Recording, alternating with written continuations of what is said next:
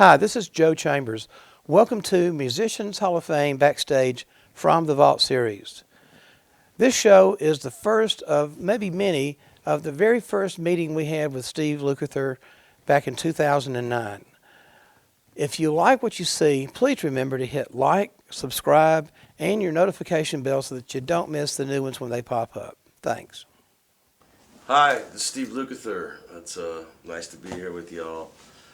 I started playing the guitar in 1964 after seeing the Beatles on the Ed Sullivan Show. My father bought me a K acoustic guitar and a copy of Meet the Beatles, which I still have this guitar, which they made into a lamp for me with a little engravement, 1964, and I have it in my house right now. It's my first guitar, bolt-on back. It's a real paddle. You know what I mean? You just use it. You would use it just, it's just a memory, a piece of where it all started.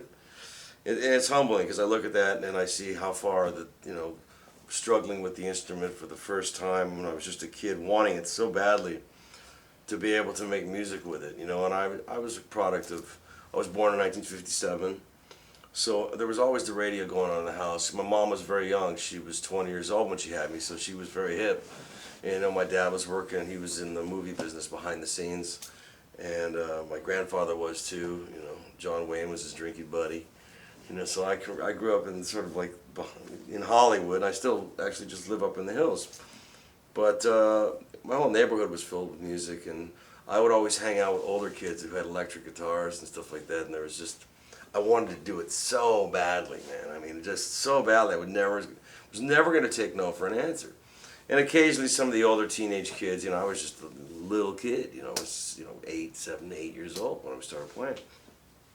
And they were bored, they'd teach me like little licks, like, trying to play chords, And then finally one day I was sitting on the front porch struggling with this guitar that had action about like that far off the neck. My parents weren't going to spend a whole lot of money on a guitar for a 7-year-old kid. They thought it was just, oh, isn't it cute? He likes this new rock and roll thing, the Beatles. And then I was so enamored by everything that was on the radio.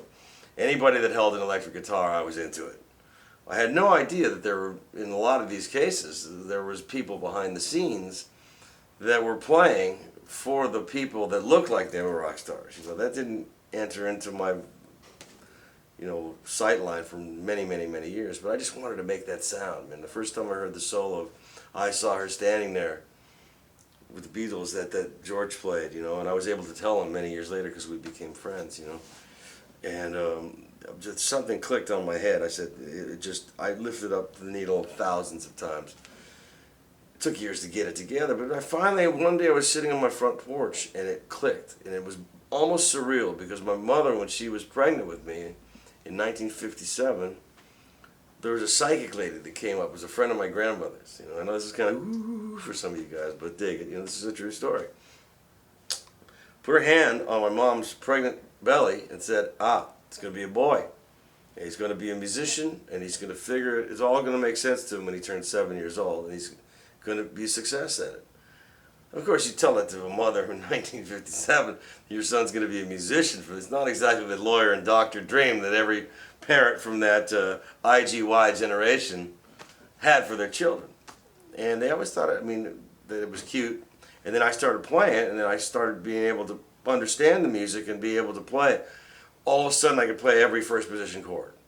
And then I would be a sponge to anybody that played in the whole neighborhood. There was always kids playing like they were a lot older. They'd teach me a riff or two, and then I would come back and I'd find the other guy that was, who's the best guy in town.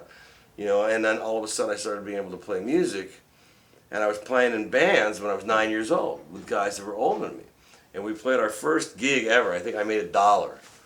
And we played it was really actually pretty funny. My friend Jimmy Nestor, God bless him, he's not with us anymore, but he lived in an apartment building, and there was the girl that was having a birthday party. It was around our age, like 9 years old or something like that, and we knew like 4 tunes. I could play Gloria by them, and I could play House of the Rising Sun, and I think maybe a Beatle tune or two. You know what I mean? And we only knew like 5 tunes, and we just kept playing them over and over and over again.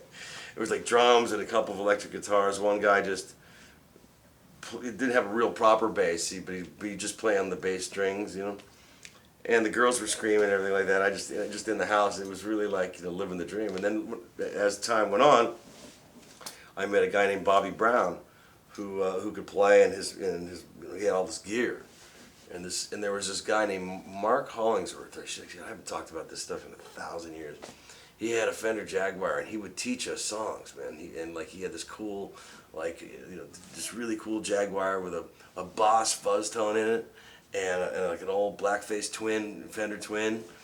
And I was like 11 years old, and I could play like pentatonic solos and stuff like that. And when he got me the fuzz tone and turned that on, all of a sudden I was hearing all these psychedelic sounds. It was, moving from the simplicity of the late 50s, early 60s into like the mid 60s where all the psychedelia started, and all those sounds like wah-wahs, and when Jimmy hit, forget about it. It was all over, Jimmy, and then obviously Eric, Jeff, and Jimmy Page. I mean, that was really the Beatles, Stones, and all that stuff. That whole era kind of kicked in, and everything that I was hearing on the radio, all the Motown stuff, all the classic stuff that I still love today.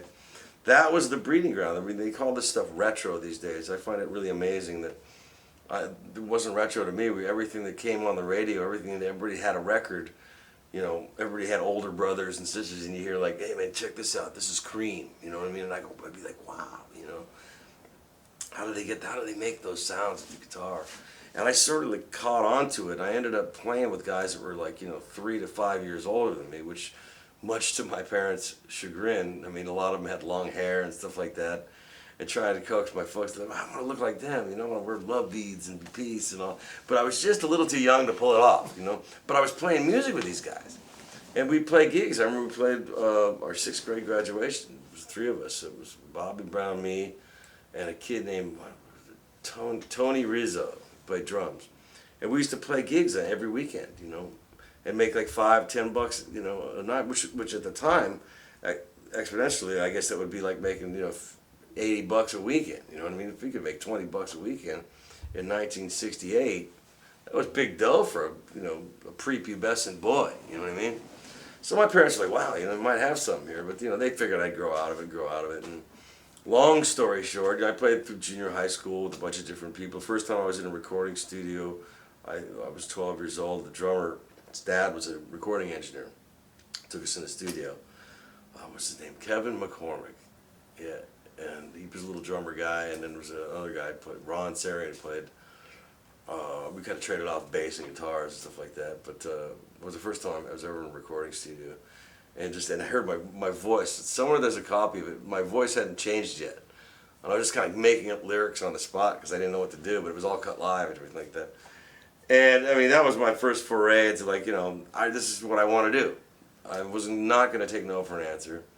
And when I hit high school, actually when I was about 12 years old, I met a new kid moved in the neighborhood named Michael Landau, who has now gone on to be legendary session musician, one of my oldest best friends, and one of the best guitar players I ever heard in my life. And he was flat. I thought I was the hot kid in town.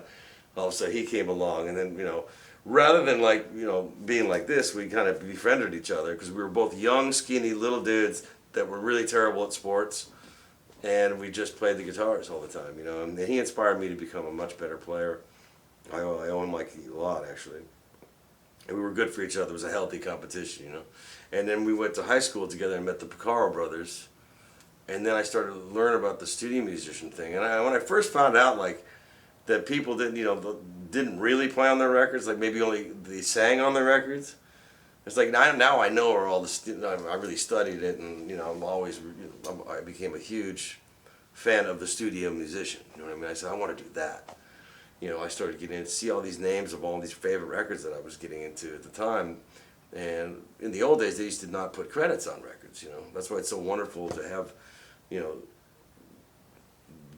this museum to remembers the guys that maybe didn't get the love, didn't get the credit.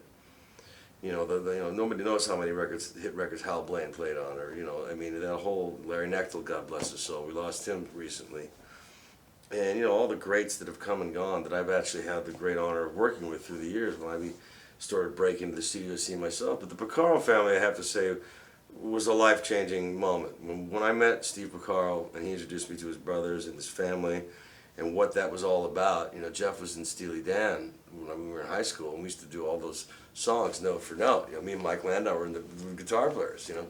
And somebody has footage of us. It was one of the singers in the band has footage of us. I mean, photos, I should say, not footage. There was no actual. I wish I had the footage of it. But man, we looked like we were like 12. You know what I mean? Like, but we were meaning it. We were studying music privately. We went to this class in the Dick Grove Music School.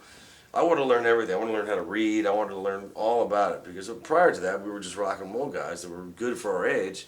But, you know, obviously everybody wants to be a rock star or whatever that's supposed to mean. But I wanted to be a working musician. That's all I ever wanted to be. And, you know, here I sit 35 years later, a working musician. You know, I've had the ups and downs. I've really enjoyed my life. I've gotten to play with so many of my heroes. It's staggering. I actually don't really think about it much, but now that I'm sitting here talking to you and talking to this camera, you know, I don't really sit around and think about, oh, I played with so-and-so. But it's kind of weird. Sometimes you'll be at a party and somebody mentioning it, and I'll go, oh, yeah, I played on that. And they're like, what? But then you don't want to sound like a either. So, you know, so a lot of times I'm just kind of quiet and just smile and go, no, yeah, you know.